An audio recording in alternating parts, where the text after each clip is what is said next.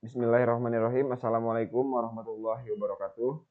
Mohon izin Pak, dengan Taruna Aji Nugraha NIT 07 19004107 kelas D4 TRK Reguler.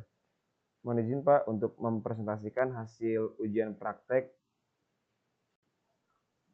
instrumentasi alarm dan sistem monitoring.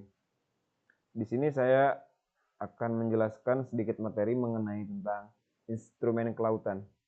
Instrumen adalah alat-alat dan piranti device yang dipakai untuk pengukuran dan pengendalian dalam suatu sistem yang lebih besar dan lebih kompleks. Instrumentasi bisa berarti alat untuk menghasilkan efek suara, seperti instrumentasi musik misalnya.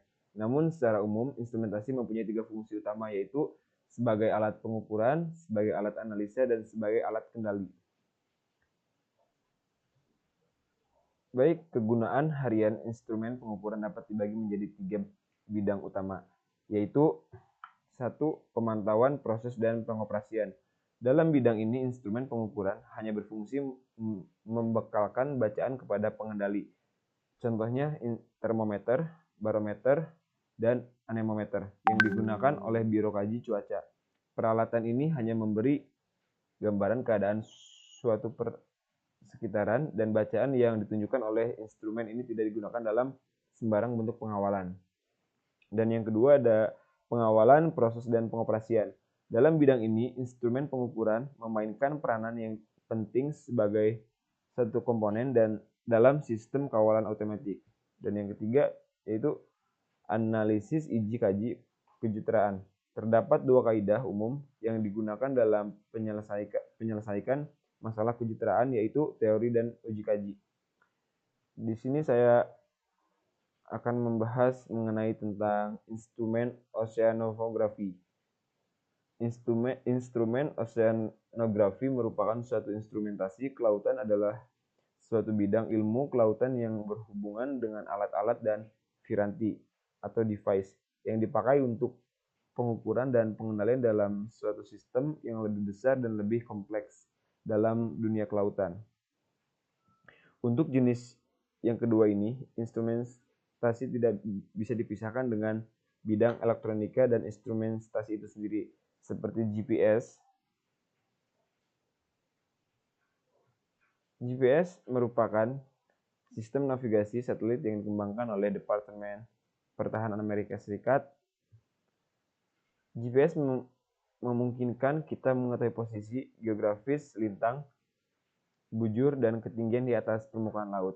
Jadi dimanapun kita berada di muka bumi laut, kita dapat mengetahui posisi kita dengan tepat.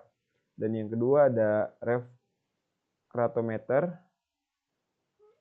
anemometer, pH meter, diometer, dan yang terakhir ada horiba. Baik, yang kedua yaitu instrumen navigasi. Navigasi adalah penentuan posisi dan arah perjalanan baik di medan sebenarnya atau di peta. Dan oleh sebab itulah pengetahuan tentang kompas dan peta, radar, ARPA, GMDSS, life saving equipment, dan buku-buku publikasi serta teknik penggunaannya haruslah dimiliki dan dipahami. Sebelum kompas ditemukan, navigasi dilakukan dengan melihat posisi benda-benda langit seperti matahari dan bintang-bintang langit. Tentunya bermasalah kalau langit sedang mendung. Kapal-kapal sekarang sudah canggih, baik di sistem elektronik yang harus bermunculan sehingga mempermudahkan kita dalam menentukan posisi kapal. Bisa dilihat yaitu ada peta, kompas, GPS, radar, telegraf, sonar, navtech, search and research transponder atau SART, radio GMDSS, sectance, dan yang terakhir ada nautical publications. Dan yang ketiga, instrumen akustik. Dalam bidang ilmu kelautan perairan, akustik merupakan teori yang membahas tentang gelombang suara dan perambatannya dalam suatu medium. Sedangkan akustik kelautan adalah teori yang membahas tentang gelombang suara dan perambatannya dalam suatu medium air laut. Bisa dilihat mengukur kecepatan arus menggunakan current speed, mengukur kekeruhan perairan bisa menggunakan turbidity dan kontur dasar laut atau bisa dibilang bottom counter. Ini bisa dilihat alatnya seperti ini. Ada sounder, fish finder, sonar atau sound navigation and ringing. Untuk sonar sendiri merupakan suatu peralatan atau piranti yang digunakan dalam komunikasi di bawah laut. Baik, dan yang terakhir saya akan sedikit menjelaskan mengenai tentang instrumen optik. Instrumen optik. Alat optik adalah satu atau kombinasi dari sejumlah perangkat optik. Alat optik terutama dibagi menjadi dua kategori.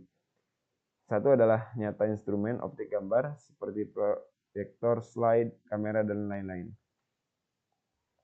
Alat optik setelah lama pembangunan telah membentuk light meter, mencair aparat titik, lensa mata, dan lensa objektif.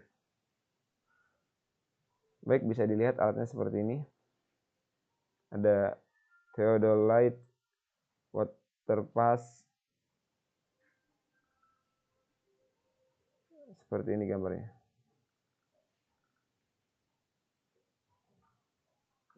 Dan di sini ada beberapa satelit yang bisa kita ketahui seperti satelit Landsat, atau bisa disebut launch satellite. Dan yang kedua ada satelit SPOT atau System for Observation Dilator, dan yang ketiga ada satelit Aster atau Advanced Spectrum Emission and Reflection Radiometer, dan ada juga satelit-satelit lainnya. Baik, mungkin itu saja yang bisa saya presentasikan mengenai instrumentasi alarm sistem monitoring. Mohon maaf bila banyak kekurangan atau kesalahan pada penyampaian. Billahi taufiq wal hidayah. Wassalamualaikum warahmatullahi wabarakatuh.